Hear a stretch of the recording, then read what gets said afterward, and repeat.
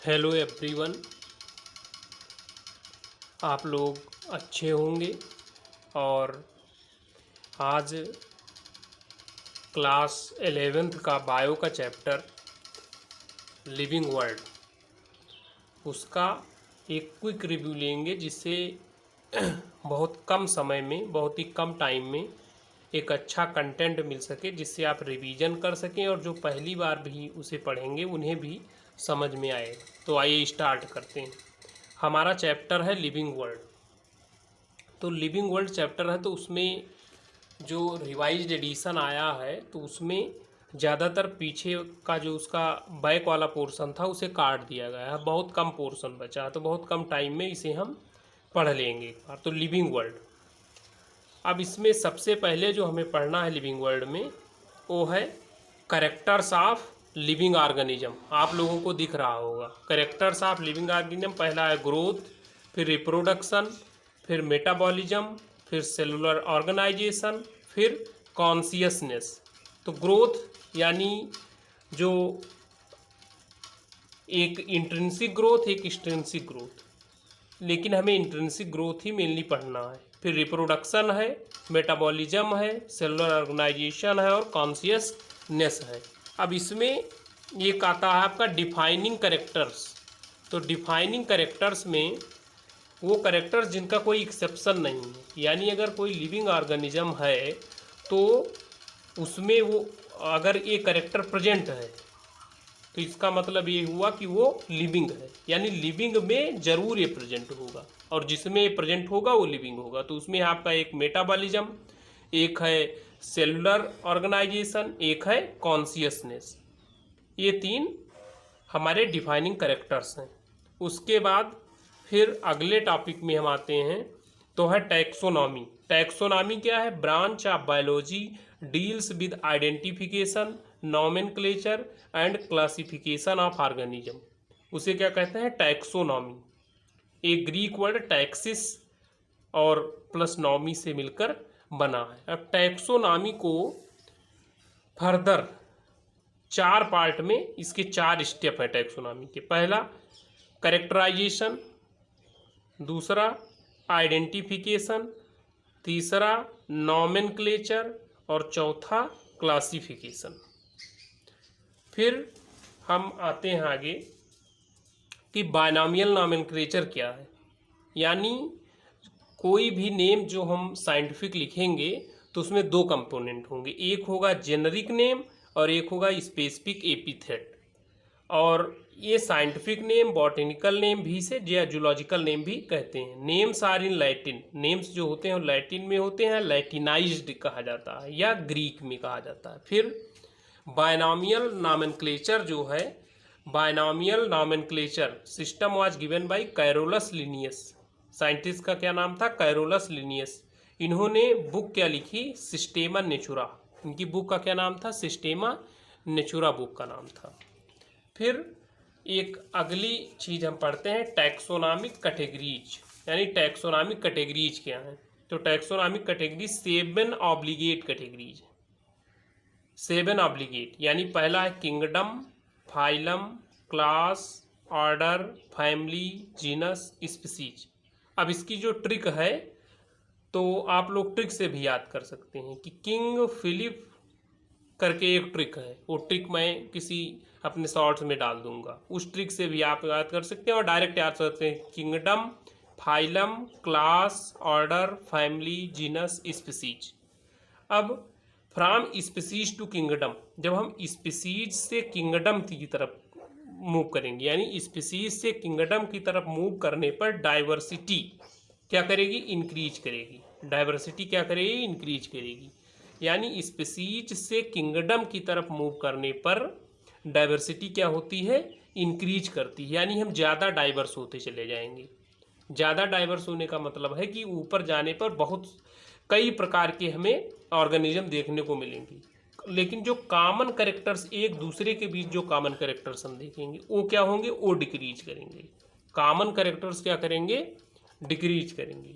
Difficulty in classification increasing, यानी जब आप बहुत ऊपर तक चले जाएंगे तो एक दूसरे, जैसे एक एक ऑर्गेनिज्म या ऑर्गेनिज्म, तो इन दोनों ऑर्गेनिज्म के बीच में जो हमें क्लासिफिकेशन करना होगा उसमें क्या होगी, डिफ़िकल्टी इंक्रीज हो जाएगी। फिर आगे देखते हैं कि टैक्सोनॉमी के रूल्स क्या हैं। रूल्स ऑफ बायोलॉजिकल नेम, यानी बायोलॉजिकल नेम्स लिखने के कुछ रूल्स होते हैं। पहला क्या है, generally in Latin written in italics, यानी इनको आप किसी भी लैंग्वेज में हम लिखें लेकिन वो माना जाएगा लैटिन का और उन्हें इटैलिक्स में लिखा जाएगा।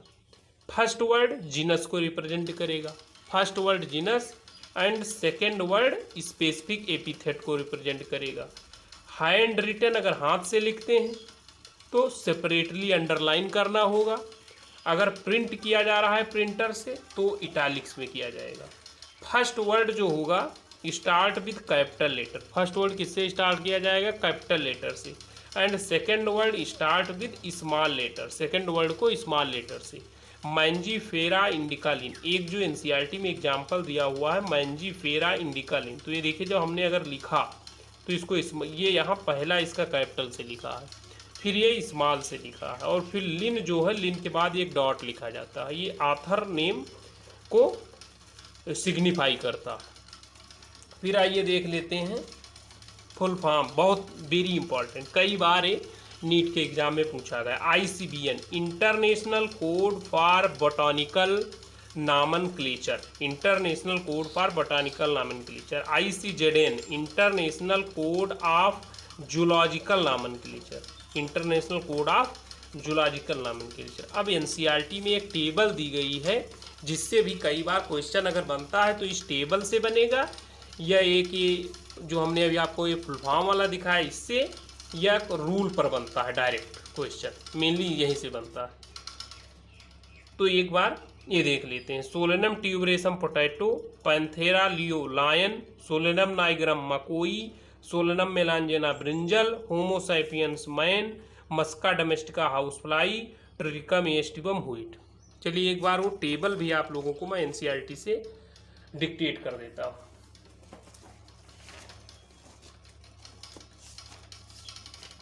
जो ये वाली टेबल है, ये वाली आपको दिख रही होगी, ये टेबल ए।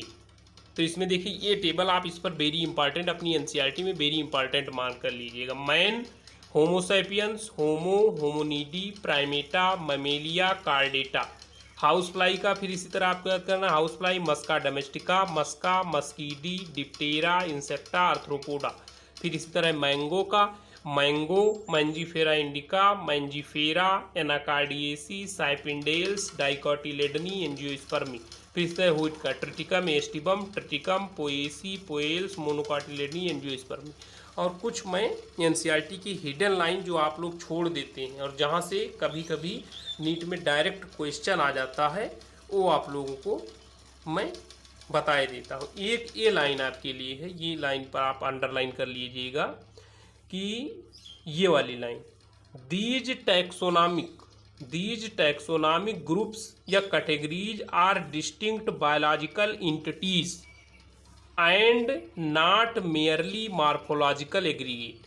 ये लाइन कई बच्चों को समझ में नहीं आती है और एक कभी कभी डायरेक्ट जो मॉक आपके नीट के होंगे उसमें भी मिलेगा या पेपर में भी मिल सकता है। तो इसका मतलब ये होगा कि दीज टैक्सोनॉमिक ग्रुप्स, यानी जो टैक्सोनॉमिक ग्रुप्स हैं, आर डिस्टिंक्ट बायोलॉजिकल इंटिटीज, यानी ये डिस्टिंक्ट यानी विशिष्ट यानी स्पेशल बायोलॉजिकल इंटिटी हैं, नॉट मेयरली मार्फोलॉजिकल एग्रीगेट। ऐसा नहीं है कि केवल ये मार्फोलॉजिकल अलग अलग रूप में आपको मिलेंगे, यानी स्पेशल कैटेगरीज है।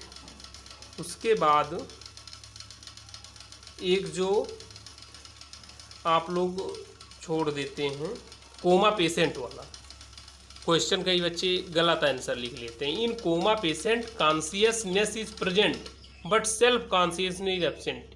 अगर ये है तो वो लिविंग माना जाएगा, उसको हम लिविंग की कैटेगरी में कंसीडर करेंगे। और फिर एक ये जो आपका इंट्रोडक्शन वाले में दिया है कि the Darwin of 20th century, आप लोग ये अंडरलाइन कर लीजिएगा, अर्नेस्ट मायर, क्योंकि इस साल नीट 2025 में आपसे वो क्लास 12th का इंट्रोडक्शन वाले पार्ट से पूछा है कि the father of ecology in India, तो उसमें रामदेव मिश्रा जी का नाम था। लेकिन इस बार यहाँ से भी पूछ सकता है the Darwin of 20th century, ये भी बहुत फेमस साइंटिस्ट हैं, तो इनका आपका अर्नेस्ट मेयर जाएगा। इन्हें एक प्राइज मिला है ट्रिपल क्राउन ऑफ बायोलॉजी या बालजन प्राइज, ये भी आप एक बार देख लिया। और सबसे इंपॉर्टेंट एक ये है कि डिफिनेशन ऑफ बायोलॉजिकल स्पीसीज जो दिया है वो अर्नेस्ट मेयर ने दिया है। उसके बाद आप लोगों को ये भी पढ़ना है जो ये लिखा रहता है। अगर आप लोग कमेंट करके बताएंगे तो मैं एक बार पूरी एनसीईआरटी जो मैंने अपने हिसाब से मॉडिफाई की थी, जो जहाँ लिखना था जैसे पढ़ा था, तो पूरी मैं एनसीईआरटी एक बार एक्सप्लेन कर दूँगा, जो मैंने लगाए हुए हैं या कुछ जो इसमें ऐड किया है, या जो लाइन मुझे अच्छी लगी या जो लाइन छूट जाती हैं ज़्यादातर बच्चों से, तो आप लोग रिस्पांस में बताएंगे, कमेंट करेंगे, तो मैं एक line to line NCERT explain करूँगा, एक एक लाइन। अब उसमें लगभग आधा हाफ एन आवर लगेगा, लेकिन मैं पूरी एक एक लाइन, ये देख लीजिए आप लोग, पूरा मैं एक एक लाइन आप लोगों को एनसीईआरटी से एक्सप्लेन करूँगा। टीचर्स जब क्लास में पढ़ा देते हैं उसके बाद हम एनसीईआरटी खुद पढ़ने के लिए हमसे कहते हैं, तो हम लोग वैसे ऊपर ऊपर से पढ़ लेते हैं। लेकिन जैसे ट्रेंड दिख रहा है तो जो नीट का पेपर है वो आता प्योरली एनसीईआरटी बेस है, लेकिन उसमें हम लोग ऊपर से पढ़ लिया और उसको समझते नहीं कॉन्सेप्ट को, तो इससे वो कभी कभी गलत हो जाते हैं क्वेश्चन। तो मैंने जो अपनी पूरी एनसीईआरटी को हाईलाइट किया है और एक एक लाइन जो समझा है, तो आप लोग अगर कहेंगे तो मैं पूरा एनसीईआरटी सीरीज चला दूँगा। उसमें मतलब हर एक चैप्टर की एनसीईआरटी को लाइन टू लाइन एक्सप्लेन करके, और जो उसमें ऐड करने वाला पोर्शन है या कुछ लगाने वाली ट्रिक है या जो भी है वो मैं आप लोगों के लिए एक्सप्लेन करूँगा। और आप लोग इसी तरह पढ़ते रहें, मोटिवेट रहें और बायो पर ज़्यादा ध्यान दें, क्योंकि जैसा पेपर आ रहा है तो उससे बायो में तो 350+ आना चाहिए, तभी सिलेक्शन सिक्योर होगा। तो इसलिए बायो में एनसीईआरटी को नीट की गीता मान लीजिए आप लोग, गीता ऑफ नीट, यानी जो ये रामायण है इसको आपको पूरा याद कर लेना है। तो ये अगर याद है तो आपका मान चलिए आधा काम हो गया। तो आप लोग लाइक करिए, शेयर करिए, सब्सक्राइब करिए। थैंक्स फॉर वाचिंग, और मिलते हैं अगले वीडियो में। तब तक आप लोग चैनल को सब्सक्राइब कर दीजिए, लाइक कर दीजिए और बहुत सारा प्यार दीजिए, जिससे मैं मोटिवेट रहूं और आप लोगों के लिए और नए नए अभी बहुत सारी चीज़ें इसमें मैंने हाईलाइट की हैं, वो सब आपके लिए लाता रहूँगा। धन्यवाद, मिलते हैं नेक्स्ट वीडियो में। थैंक्स।